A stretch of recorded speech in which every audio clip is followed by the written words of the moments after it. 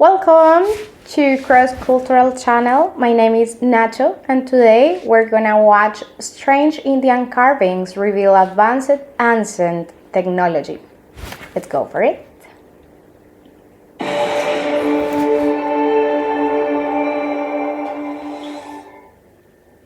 Hey guys, today I'm going to show you some of the strangest carvings found in ancient Indian temples, and if you watch till the end of the video, I hope you will agree with me that they were using very advanced technology during ancient times.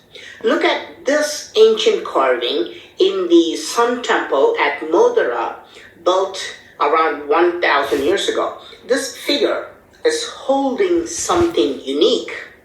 It does not look like a weapon, but rather like a long rectangular strip.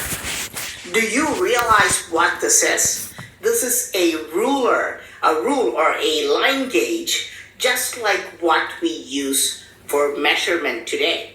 When we zoom in, we can actually see the markings on the ruler. Look at this statue. The same figure is clearly shown holding a ruler with clear markings. This is a spectacular find because I've shown you so many ancient temples, and we often wonder about how the builders made such accurate measurements. I think that it's impossible that they don't have this type of tools. So for me, obviously, have to be a ruler or some measurement tool. Like all of the civilizations have really beautiful buildings, and they absolutely had to have this type of tools. Now, you know ancient builders used measuring instruments. Yeah. Just like what we use today. And actually, what we use today, like it's a consequence of the development of already the tools that they have there. So I think that it's not sudden that we have this type of tools in here. It's just a increase of the and an upgrade of the tools that they already had in that times. Now, sadly, look, this figure has a total of 4 hands, and the other 3 have been completely destroyed. This destruction was done by human beings to intentionally destroy ancient knowledge. Because the other hands, if in good shape, would also give us important clues about ancient technology. So, who does this carving represent? He is an ancient architect by the name of Vishwakarman. He's known for his very advanced engineering projects, including the construction of Dwarka, a city which is now submerged underwater. Now, Vishwakarman is still worshipped in many parts of India, and look at the iconography. In one hand, he holds a rule, and in the other hand, he holds a measuring tape. Remember, architects need flexible measuring tape because most structures won't be flat or straight. In another hand, he is holding a scroll or a palm leaf. Why?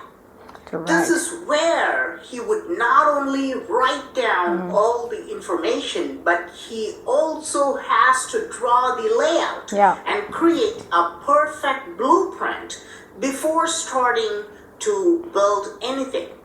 But in the 4th hand, he holds that bag, that mysterious bag which is carved around the world, being used by various characters. And this bag is never shown touching the ground. What do you think that it's inside? For me, I think that it's something more symbolic. Can be like the knowledge of these figures, like just in that bag, or something like holy knowledge, like the wisdom or yeah, for me, it could be something more symbolic or the inspiration, maybe. I don't think that they have like real, or maybe the holy tools of the gods. Mira, a ver. What is inside this bag? Is it an energy device? Only gods know the secret. Look behind him and you will see plenty of tools, just like what modern architects use. As I told you before, I think that it's impossible that we have like the modern tools coming from nowhere. It's a development of the things that we already had before. Use angle finders, devices to measure if the surface is perfectly parallel or perpendicular, and many other interesting tools. Western. But look at this carving found in an ancient temple at Shimoga. What is going on here? There's something very, very strange about this carving. This figure is shown wearing a thick outfit, deliberately carved to show it is some kind of a heavy suit. But the real shocker is that weird thing on his head. It does not even look like a mask. It has a strange bell shape worn over the head. Apparently has openings for eyes and a huge circle near the forehead area. It definitely has antennas attached to the top like Qué raro. astronauts. Now, in one hand, he's holding this helmet or whatever it is, and in the other hand, he's holding a large circular device. What is this device? Maybe it's like a pandereta or a pandero, something to make noise, to make music, or like. And what is the purpose of it? But this is nothing when compared to these two carvings found in another ancient temple. This is just mind-boggling, and it flies in the face of our understanding of history. The woman on the left is holding a device near her ear and mouth, just like how we use a modern day cell phone. The device is rectangular and very thin, just like today's smartphones. She's holding a large round device. Another like like a pandero. I think that it's something more musical. But the theory of the phone, I don't know. I'm still thinking about it. Like In another hand as well. Very similar to what we saw in the previous carving. This is probably a futuristic device which we still haven't invented. Look at the other woman. She's in rectangular tablet computer and she's using an electric stylus to touch the screen, just like how we use our iPads or Android tablets today. Carvings in Hindu temples very often show things from the distant past and the future. If cell phones were invented only in the last 50 years, how was it carved many centuries ago? One caveat here. Someone sent me this picture via. I don't know. Like that theory, I'm not sure. I think that the second person figure that is appearing there could be a representation of the writing, like what is writing in a weird way, but maybe. But to think about an iPad, I think that it's a little bit ambitious. Or maybe, the more crazy theory that I can think about it is maybe it was like this premonitory dreams that the people have, and maybe the sculptor just was like wandering and like representing something that is not existing, like have some premonitory dreams about it. But I think that it's too much to think that they were thinking about cell phones and iPads. No, I don't know. For me, it's too much. Social media, and I could not find the exact location of this temple, even though it is said to be somewhere in the state of Gujarat. I sincerely hope this is not a hoax or a recent carving or a Photoshop or something. And if you know the location of it, please tell me in the comment section.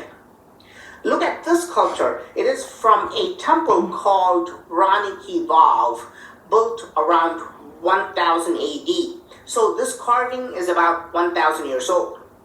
She's clearly putting on lipstick. Look at how her lips are shown and look at what she is doing. This is lipstick, no doubt, and this is an ancient carving. If you ask a historian, he will typically say lipstick was invented in 1884 in France. But you can see these women. No, I mean, yes, probably like the known lipstick was invented in whatever in France. That's the Western story. But all of the civilizations outside of Western story have a lot of developments that they are saying that they are saying that they are theirs, but actually we had it before. Like, it's probably obvious and super possible that in India they have already lipsticks before in ancient times.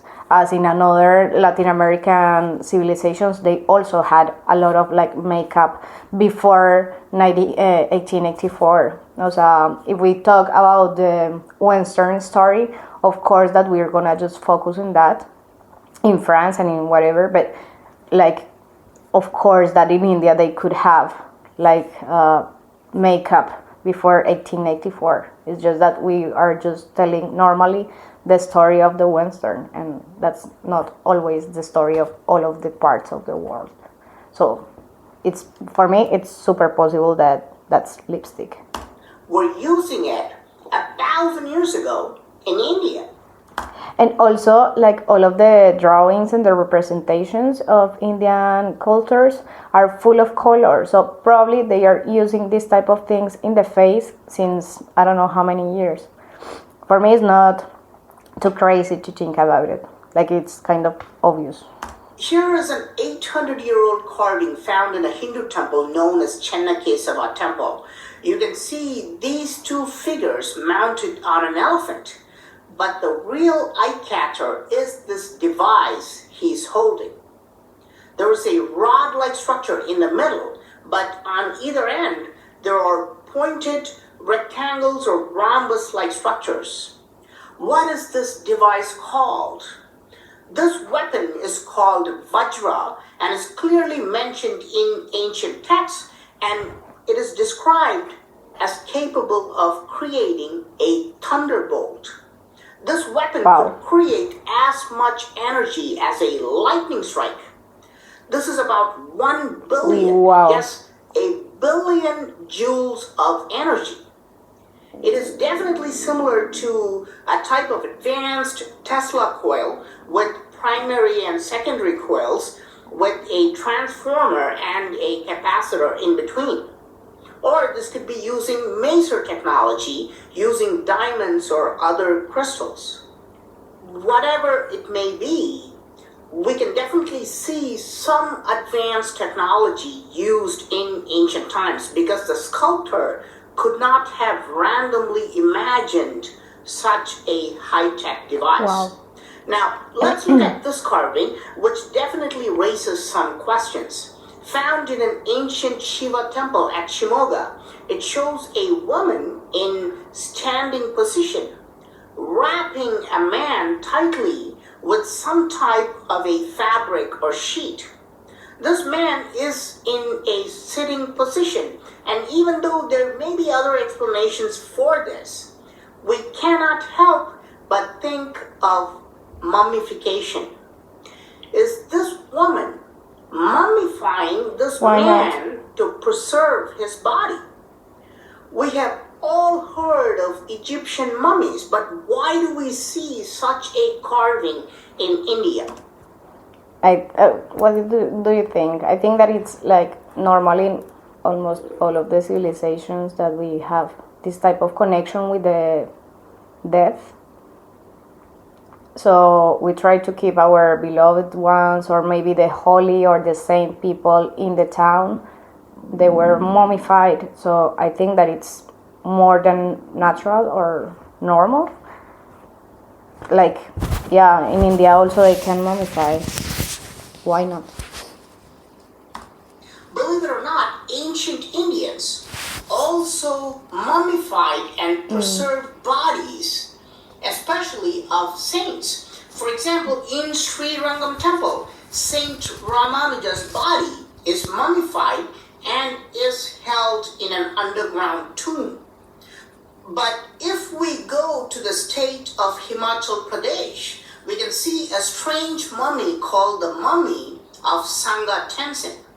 This mummy is kept inside a temple, and you can see how it is still in remarkable shape and in the same sitting posture, just like what we see in the carving. Why did ancient people mummify and preserve bodies? There should have been a scientific reason behind this. And here is another intriguing carving found in the water. There's a lingam placed in the water, but it is the pattern carved on the riverbed which baffles us. What does this mean? It clearly looks like a complicated maze where something could get lost. Why is it carved underwater? Imagine pouring mercury on top of this lingam and how it would flow through the pattern. Is it related to some type of advanced technology? Or is it some kind of spiritual science which is being lost due to time? Whatever it may be, this is one strange carving underwater. Most of these pictures were sent to me by viewers like you through social media, and I really appreciate all these pictures you guys are sending me. But this means there could also be some errors about locations and other information, but I've tried to provide the best information possible, and I've given credit for the contributors as well. I hope you guys like this video. I'm Praveen Mohan. Thanks a lot. Okay, that was so interesting. Like, I learned a lot about this. But for me, like, the main thing is that we are like we're used to like read and learn the story in a Western way, and of course that all of the civilizations around the world have developed a lot of tools and a lot of really interesting information, how to like build the things, how to, I don't know, this weapon. Also, it's too weird, but I think that if we really have people capable of research without this Western vision, just local people with knowledge to develop the research about the past in our different locations around the world, we're gonna discover so much things that we don't even know or that we can't even imagine right now. Because like the story is being always told by like Western point of view, and of course that is not the only reality. So thanks for watching. My name is Nato again, and see you in another chapter of Cross Cultural. You can subscribe and let me the comments. What do you think about this? See you.